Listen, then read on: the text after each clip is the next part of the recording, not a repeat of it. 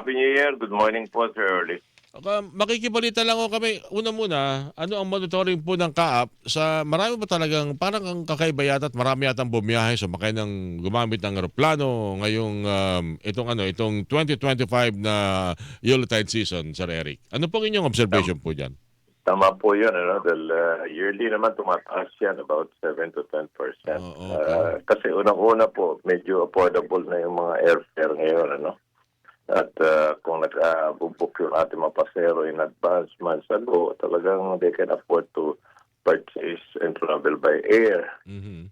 Kaya dumadami talaga. So para sa oplan namin noong December 20 hanggang January 1, almost 800,000 na po yung nag-travel sa 44 Cup Air Ilan po? Force. Ilan po? 8? 800,000 po. 800,000. Oh, ang dami. Oh. Mm. Okay, pero itong mga unahin ko na yung mga domestic tourist.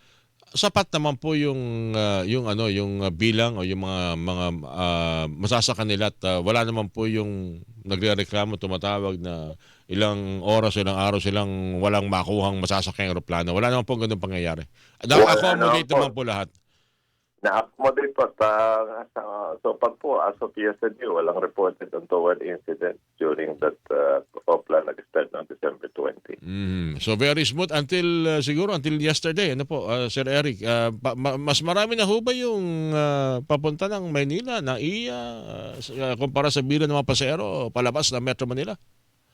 Well, pareho rin po yung umalis nung bago mag-holiday patungong probinsya. Ganun pa rin. Magbabalikan ngayon yan within this hanggang bukas. Kaya we expect talagang medyo pare-pareho lang or mataas din yung numbers ng magbabalik dito sa Manila. Alam nyo, habang papasok yung January 1, talagang isa sa mga aking pinananalangin na wag mangyari, yung ating naging experience sa January 1 na nagkaroon na berya yung ating control tower. Kaya rin nalala nyo yun.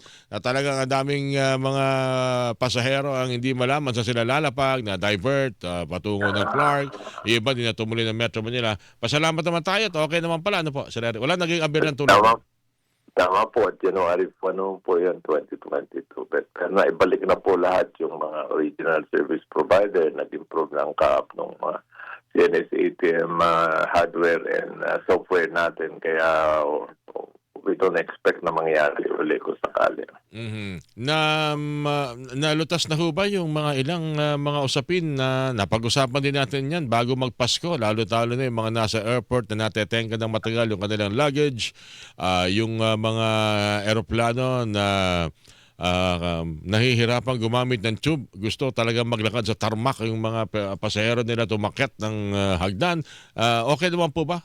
Lalo na nitong bagong taon, Sir Eric?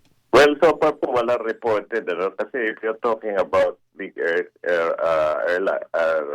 ibig sabihin itong mga airports, malalaki po yan yung Cebu Mactan, NAIA, and itong Sa Davao. Clark.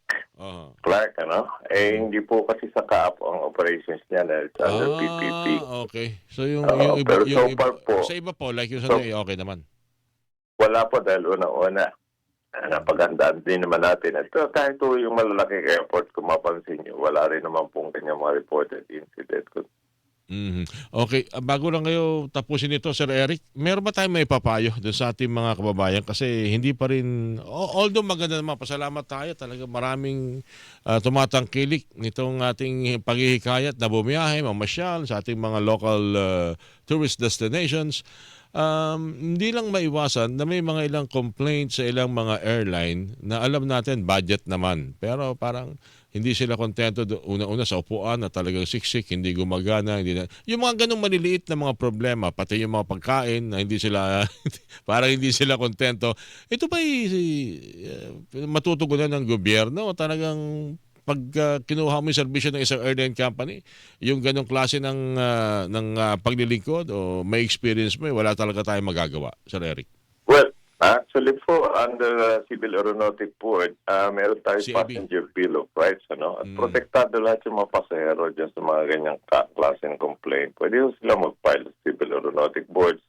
At ina-address naman po yan ng DOTR to our Secretary Barry Lopez. Mm. na in fact patatawag ay yung mga airlines because yung iba, yung cost ng air freight is medyo mas mahal pa kaysa ron sa mag-travel ka sa let's say Sa Hong Kong. labas, oo. O nga Oo, pala, so kaya po. tuloy pala yung investigasyon din ng DOTR, ano? O nga pala, dapat kay Secretary Banoy, kasi naging controversial yan, parang biglang nagtaas yata ng pasahe sa airline. Ano po kasi seasonal unang-una. So, in-address na ho ng ating kalihim yan at lahat ng mga airlines local airlines pa itatawag po yan within this coming week. Oo nga pala. Anyway, salamat Sir Eric at sana maging maayos and very smooth lang ho tayo ngayon. Yung mga ganyang mga minor problem, kaya pa naman natin ipagkibit balikat lang. Wag lang yung makaka-experience tayo ng matinding problema pagdating sa airport at may mga pakalat-kalat na mga masasamang loob. Sir Eric, ano po? Yun na ayaw natin mangyari. Sir Eric, maraming salamat and Happy New Year muli sa'yo. Happy New Year. Magandang umaga po. Okay, Sir Eric Capolonio po, tagapagsalita ng Civil Aviation Authority of the Philippines. So mga kapuso,